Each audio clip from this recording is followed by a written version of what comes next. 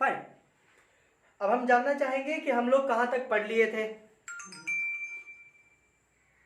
हम लोग भैया वो टोरॉइड वाला पढ़ लिए थे, इनसाइड आउटसाइड और ऑन द। ओके, टोरॉइड खत्म ये हो भी गया। देख लिए थे। हाँ, और ये भी देख लिया, वो कंपैरिजन भी कर लिए थे कि वो टोरॉइड पे मैग्नेटिक फील्ड मतलब वो ऑन एक्सिस पे और सोलेनॉइड पे सेम होता है।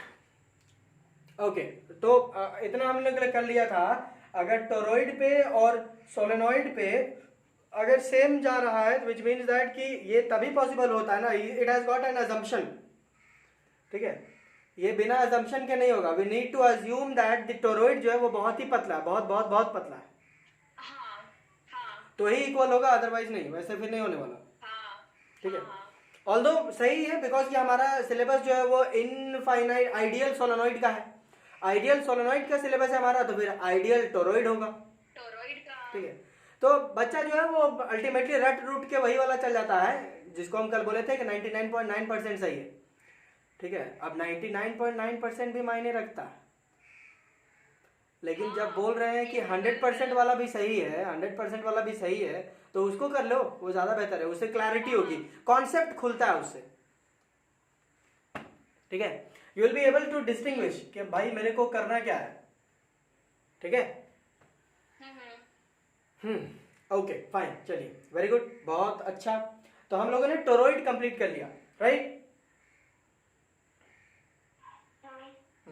चलिए, जिन लोगों के टोरॉइड क्लियर नहीं है, ठीक है, जिन लोगों के टोरॉइड क्लियर नहीं है,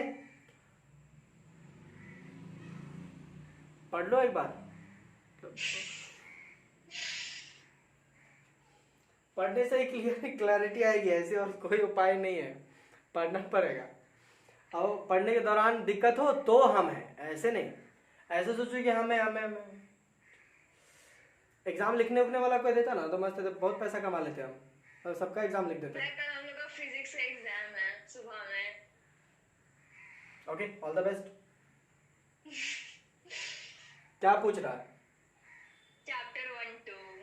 चैप्टर 1-2, हाँ तो पढ़ ली थी ना, पिछले बार ही तो पढ़ी थी। हाँ तो पढ़ लिए थे, बट फिर भी भैया मतलब प्रैक्टिस नहीं रहता तो फिर ऐसे हो जाता है। तो फिर प्रैक्टिस करना चाहिए ना, प्रैक्टिस, यू नीड प्रैक्टिस, हाँ। को प्रैक्टिस करते रहना चाहिए। अब बंदा प्रैक्टिस करवाए कि कौन जो क्लासेस आगे बढ़वाए, है ना, that is your responsibility to take it up. अब 12th क्लास के बच्चे हो गए, अब सबको अब मतलब खिचड़ी की तरह परोस नहीं सकते ना, ये कर लो बेटा, ये कर लो बेटा, ये कर लो हाँ बेटा। हाँ हाँ। You need to do it, you need to do most of the things by yourself only. ठीक है, बिकॉज टीचर के पास इतना टाइम नहीं है कि आपको आपको प्रैक्टिस करवाए, बेटा ये कर लो, ये कर लो, वो कर लो, ये सब नहीं होता है, पॉसिबल नहीं हो पाता है, ये इश्यूज है। तो आप थोड़ा सा ध्यान दें अपने आप में, ठीक है, और पढ़ के थोड़ा सा अपने आप में कृपा करो, और क्या कहें। ठीक है, कोई दिक्कत? कोई दिक्कत नहीं ना? नहीं। Okay, fine fine fine fine fine. चलिए, तो सिलेबस को आगे बढ़ाया जाए कि नहीं? हाँ।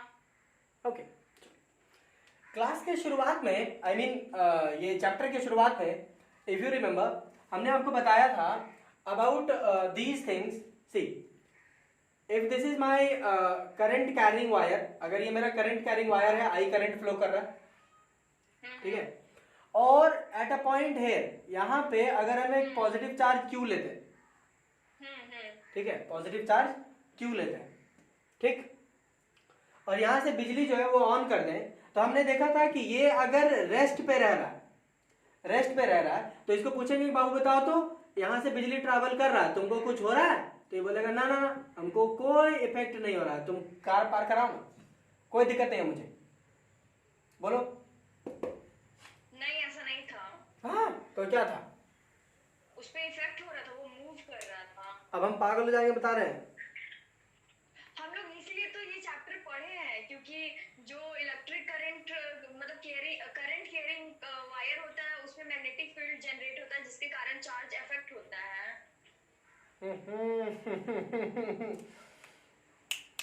हाँ, यहां पर तुम चूक गई, अच्छा,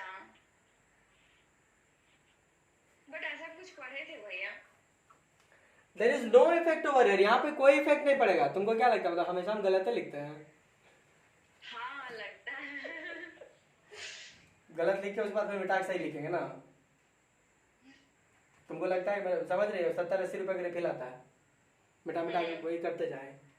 चलिए, हाँ, लेकिन यहाँ पे एक कंडक्टर ले ले और यहाँ से बिजली दौड़ा दे, और यहाँ पे हमने सेम पॉजिटिव चार्ज लिया, हाँ, लेकिन इस बार क्या कर रहे हैं कि इस चार्ज को हम मूव करवा रहे हैं। v वेलोसिटी से मूव करा दे रहे हैं, हाँ याद आ गया। इधर मूव करा दे रहे हैं। अब इस बार चार्ज जो है इट इज इन मोशन, हाँ, ये मोशन में है।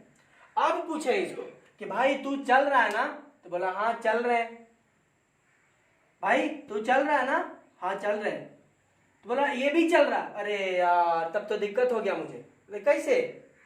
तो बोला इसके जब चलता है ना कंडक्टर पे, जब वायर आई मीन कंडक्टर पे जब इलेक्ट्रिक करंट चलने लगता है ना, तो हमको दिक्कत होने लगता है। तो कैसे यार? तो कैसे इसलिए बिकॉज कि यार हमको बोला जाता है कि हम आगे जाएं, लेकिन चल जाते हैं इधर।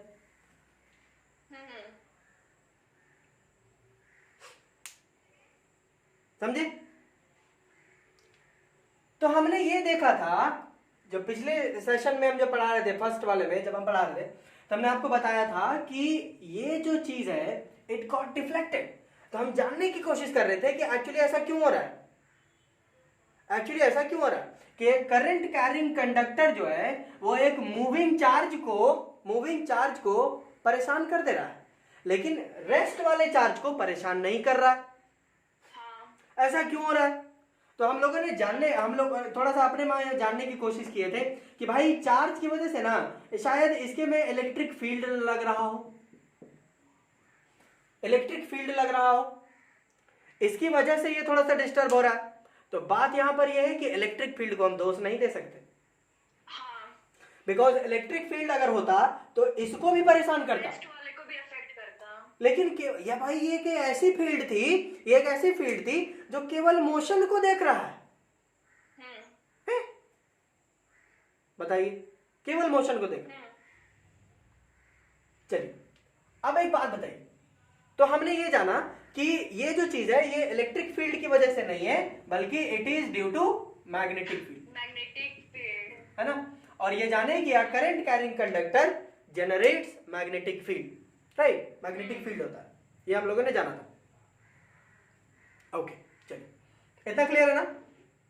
हाँ क्लियर है। हाँ, ये मतलब ये वही वो चीज है जो रेस्ट वालों को परेशान नहीं करता, जो मोशन में है उनको परेशान करता है, जो उसके एरिया में आ जाएं। अगर ये मैग्नेटिक फील्ड है और आप इसके बाहर में आप हैं, कोई दिक्कत नहीं, लेकिन जैसे ही अंदर आ जाओगे, ऐसे ऐसे कर रहे हैं, ऐसे कर, तब आपको दिक्कत करने लगेगा, ये आपको दिक्कत करने लगेगा, परेशान करेगा मैग्नेटिक। हाँ, इसके लिए ये बोलता है कि भाई हम तुम्हारी तरह नहीं है। क्यों? बोला तुमको तो सब में एकदम पूरा मुंह मारते रहते हो यार, बैठी हुई है, चल रही है, सबके कमेंट करते हो तुम, लेकिन हम केवल चलती फिरती में करते हैं क्या कमेंट?